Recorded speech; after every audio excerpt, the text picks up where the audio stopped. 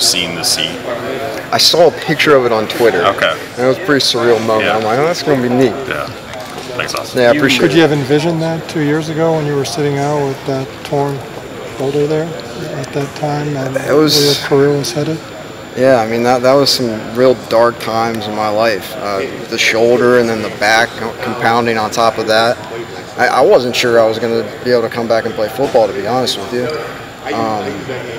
But digging my way back and becoming a leader, and then, you know, I just told him, it started to become a reality. I'm like, you know what? When he said he might announce captains, I'm like, it might be me. You know, I think I've earned that. So to get that that title actually granted to me was an unbelievable honor. Do you think that may have been part of the vote there, seeing how far you've come from that?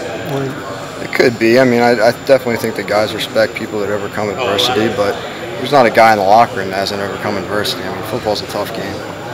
And are you allowed to vote for yourself? How does that work with the team vote or things like that? They didn't make any rules on it, so okay. I'm going to keep my ballot a secret. All right. How much did can you pick up from, say, when Harrison was a captain here and what he did as a captain, and then apply that to you in your role now? So much. You know, he was such a great leader and a guy that I really looked up to. Actually, he hosted me on my official visit, so I kind of looked up to him from day one.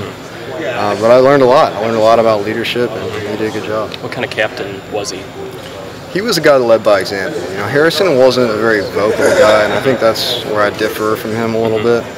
I got a little bit more rah-rah, but like such a great leader and such a good guy, you know, just for the people to look up to. So you're more of a guy who can stand up in front of the team and kind of try to rally them, you feel like? Yeah, I am. What did you call your dad yesterday and talk about it? And what kind of conversations did you guys have?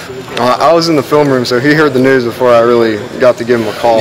So he called me, and yeah, they put him on speakerphone.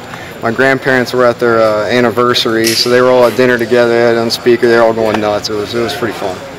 So he knew before you did, or? Well, no, I knew. I just hadn't reached out to him yet. Okay. You know, I had to take care of business first. What did Coach Kelly's tweet? Is that how you heard about it, or? Yeah, Jack's pretty good on my little brother's pretty good on Twitter, so he picked that up in about 10 seconds. He sent me a text. So yeah, that's how he found out too. So I guess, what's Saturday going to be like for this defense? It's sort of like an unveiling a little bit with Vancouver. Yeah. Like, what kind of anticipation does that put on the game? How does it maybe feel a little bit different from openers in the past, if at all? I mean, guys have a little less experience with the defense, but this is a young bunch anyways. You know, they'd be going in first time really playing in the system anyways. But we're ready.